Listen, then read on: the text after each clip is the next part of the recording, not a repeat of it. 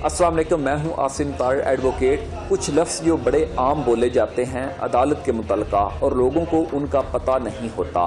ज़िंदगी में हर किसी का कभी ना कभी कोर्ट कचहरी से ज़रूर पाला पड़ सकता है। उन अल्फाज का मतलब क्या है? कुछ अल्फाज ऐसे इस्तेमाल किए जाते हैं कि इंसान थोड़ा सा कंफ्यूज हो जाता है।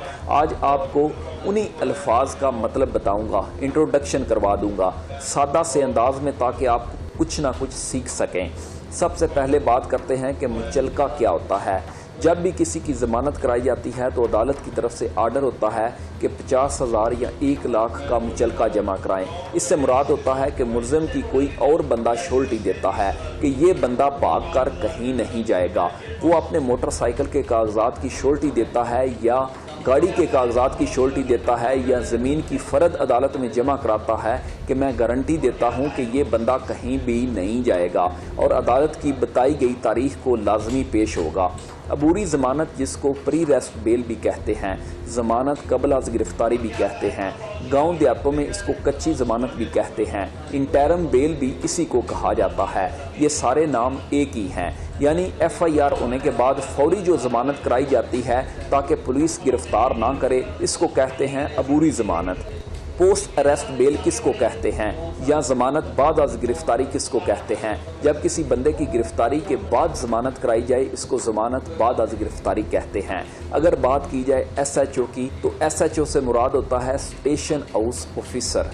मुल्ज़िम और मुजरम में भी बहुत फ़र्क होता है। अक्सर लोग मुल्ज़िम और मुजरम को एक ही समझते हैं।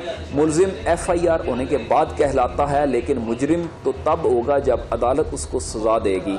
मुल्ज़िम से मुराद जिस पर इल्ज़ाम हो, और मुजरिम तब बनेगा जब अदालत उसको सज़ा दे दे। जब उसका जुर्म अदालत में साबित होगा फिर वो मुजरिम बनेगा। बाज़ दफ़ा वकील साहब के ऑफिस में बैठे हुए आपने सुना होगा कि यार केस DNP हो गया है। DNP का मतलब होता है डिसमिस फॉर नॉन प्रोसिक्यूशन, कि जिस बंदे ने दावा दायर किया हुआ था उसके वकील साहब पेश नहीं हुए, या वो बंदा पेश नहीं हुआ जिसने दावा दायर किया हुआ था, हाज़िरी नहीं लगी और केस जो है वो नॉन प्रोसिक्यूशन डिसमिस हो गया है, या आप ये कह सकते हैं कि केस खारिज हो गया है। क्रिमिनल केस के अंदर ये होता है, कहते हैं कि प्रोसिक्यूटर नहीं आया या प्रोसिक्यूटर आ गया है। प्रोसिक्यूटर क्या होता है? प्रोसिक्यूटर सरकारी वकील को कहते हैं। मुद्दई वो होता है जो दावा दायर करता है, इसको इंग्लिश में प्लेंटिफ भी कहते हैं। जो दावा दायर कर रहा है, जो केस दायर कर रहा है सिविल नेचर का, जो दूसरी साइड पे बंदा होता है, यानी कि जिसके खिलाफ केस किया जाता है, उसको मुद्दा लै या इंग्लिश में डिफेंडेंट कहते हैं। कटहरा किसको कहते हैं? अदालत के अंदर एक छोटा सा लकड़ी का जंगला बना होता है जिसमें मुल्ज़िम खड़ा होता है, उसको कटहरा कहते हैं। एक और लफ्ज़ बोला जाता है कि फ़लाँ के ख़िलाफ़ पर्चा हो गया है या FIR हो गई है। FIR का मतलब होता है फर्स्ट इंफॉर्मेशन रिपोर्ट। FIR जो बंदा दर्ज करवाने थाने के अंदर जाता है उसको मुद्दई कहते हैं, या इंग्लिश में कंप्लेनेंट कहते हैं। वो सिविल केस में भी मुद्दई होता है जो केस दायर करता है।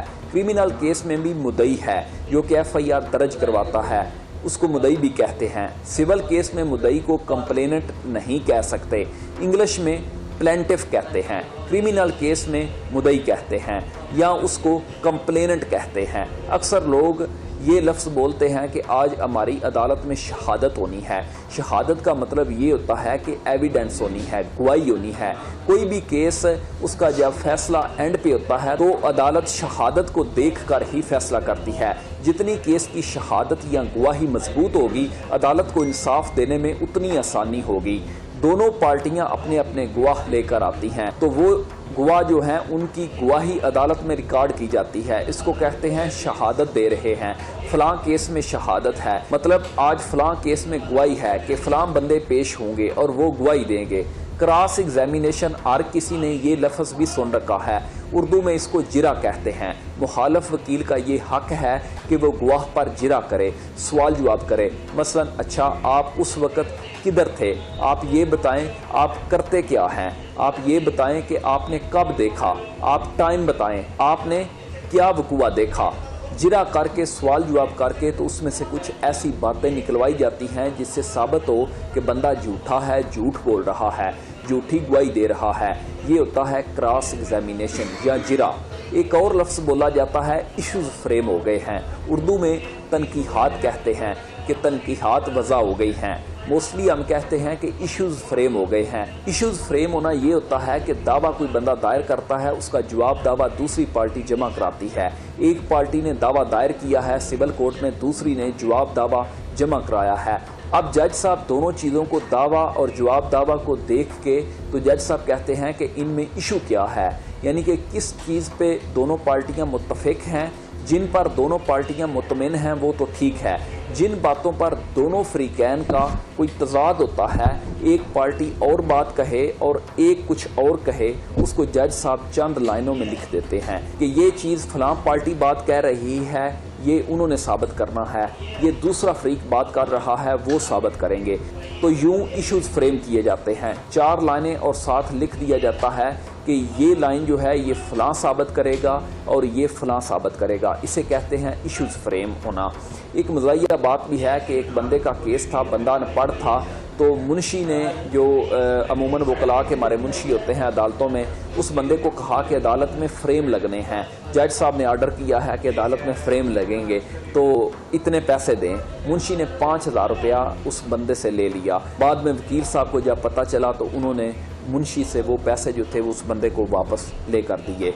अब इश्यूज जो फ्रेम हुए उनकी बेसिस के ऊपर एविडेंस होती है, गवाहियाँ होती हैं, तो फिर जो पार्टीज हैं अपने अपने गवाह लेकर आती हैं। इसके बाद एविडेंस रिकॉर्ड होने के बाद दोनों पार्टियों के वकील बहस करते हैं, आर्गूमेंट्स करते हैं और अदालत फैसला सुना देती है।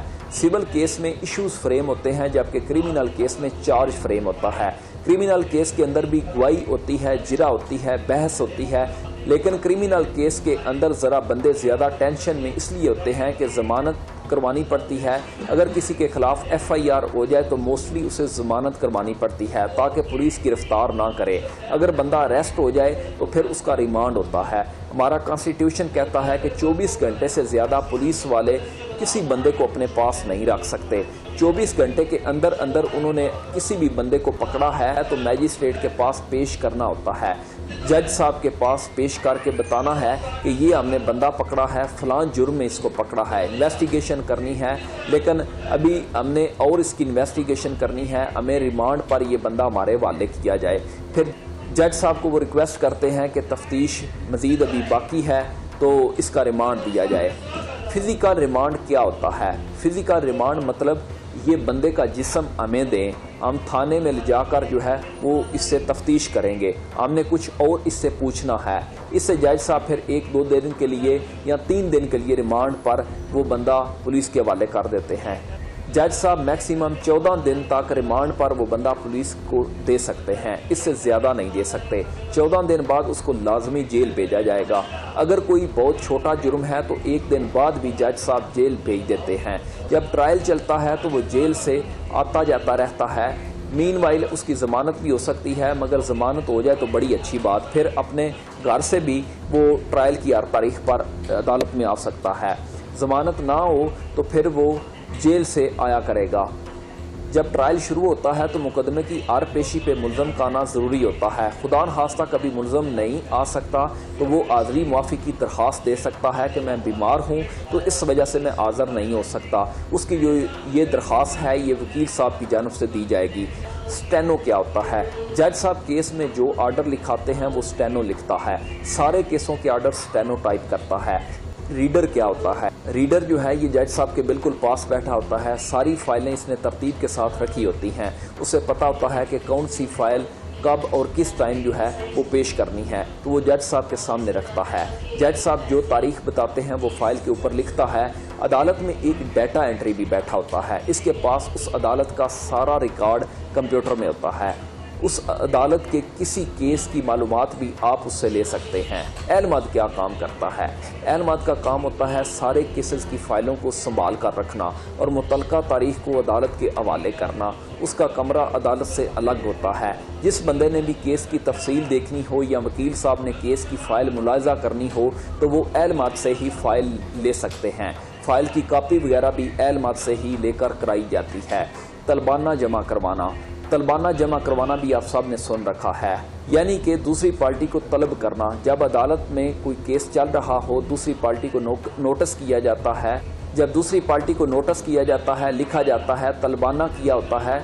तलबाना ये होता है, ये भी एक फॉर्म होता है। दूसरी पार्टी को तलब करने के लिए ये उसका एड्रेस वगैरह लिख के उस फॉर्म को फिल करना है। तलबाने को फिल करके जो केस की फ़ाइल है उसके अंदर लगा देना है। ये 10 से 15 रुपए का जो है ये एक फॉर्म होता है, उसको फिल किया जाता है और ऊपर जो है वो 1-2 टिकटें लगाई जाती हैं। तो ये एलमात को दिया जाता है और वो फाइल के अंदर जो है तलबाना लगा देता है। होती ये छोटी सी बात है, अगर आप तलबाना जमा नहीं कराते तो आपका जो केस है वो अदम तलबाना की बिना पर खारिज हो सकता है। पैसों के हिसाब से बेशक ये 10 से 15 रुपए का है, लेकिन ये लाजमी तौर पर जमा कराना होता है। अगर आप जमा नहीं कराएंगे तो आपका केस अदम तलबाना की बुनियाद पर खारिज कर दिया जाएगा। वकालतनामा से क्या मुराद होता है, ये तो हर किसी को मालूम है। जब अदालत में कोई भी पार्टी केस दायर करती है तो वकील करती है और वकालतनामा पर उस पार्टी की तरफ से दस्तखत किए जाते हैं कि फ़लाँ वकील हमारी तरफ से अदालत में पेश होगा। बख्शी खाना किसको कहते हैं? जिन मुल्ज़मान को जेल से अदालत लाया जाता है और अदालत में जिस जगह पर सलाहों के पीछे रखा जाता है उसको बख्शी खाना कहा जाता है। हवालात की अगर बात की जाए तो थाने के अंदर सलाहों के पीछे जिस जगह मुल्ज़मान को रखा जाता है उसको हवालात कहते हैं। रोबकार का नाम भी हर किसी ने सुन रखा है। अदालत जब किसी को रिहा करती है तो अदालत से उस बंदे की रोबकार तैयार की जाती है। इसी रोबकार पर बंदा जेल से रिहा कर दिया जाता है। मैजिस्ट्रेट और सिविल जज की बात की जाए तो क्रिमिनल केसेस की समाअत मैजिस्ट्रेट साहब करते हैं, होते वो भी जज साहब ही हैं। लेकिन जब वो फौजदारी केसेस की समाअत करते हैं, मसलन लड़ाई झगड़े वगैरह की, इस तरह के जब केसेस की समाअत करते हैं तो उनको मैजिस्ट्रेट कहेंगे। जब सिविल केसेस की समाअत करेंगे, मसलन कोई ज़मीन का तनाज़ा है, कोई ज़मीन की तकसीम का मामला है, कोई लेन देन का मसला है, फिर जज साहब को सिविल जज कहेंगे। तामील कुनिंदा से क्या मुराद होती है? तामील कुनिंदा से मुराद ये होता है कि जो अदालत के नोटिस वगैरह जिसके खिलाफ केस हो उसके घर देकर आते हैं, तामील कुनिंदा कहलाता है। बैलफ किसको कहते हैं? बैलफ उस बंदे को कहते हैं जो अदालत के आर्डर पर अगर पुलिस ने या किसी प्राइवेट बंदे ने किसी को गैर कानूनी हिरासत में रखा हो उसकी रिपोर्ट अदालत में पेश करते हैं। जो बंदा अदालत का हुक्म ना मान रहा हो उसको गिरफ्तार करके लाते हैं, या अदालत का कोई हुक्म की कोई तामील ना कर रहा हो वो कराते हैं।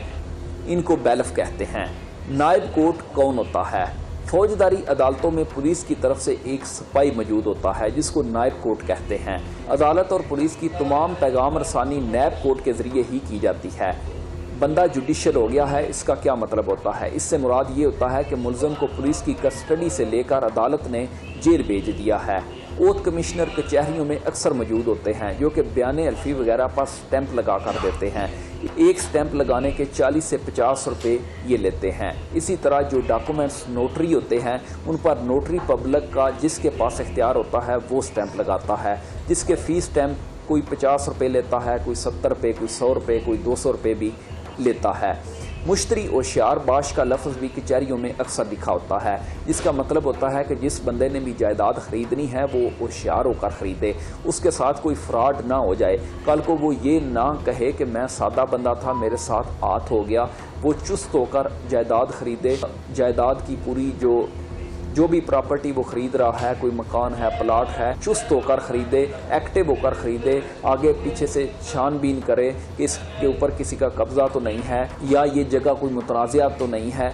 मुश्तरी होशियार बाश का मतलब यही होता है कि जो ख़रीदार है वो एक्टिव होकर, चुस्त होकर, होशियार होकर कोई भी प्रॉपर्टी जो ख़रीद रहा है वो ख़रीदे। इजाज़त दीजिए, अल्लाह हाफ़िज़।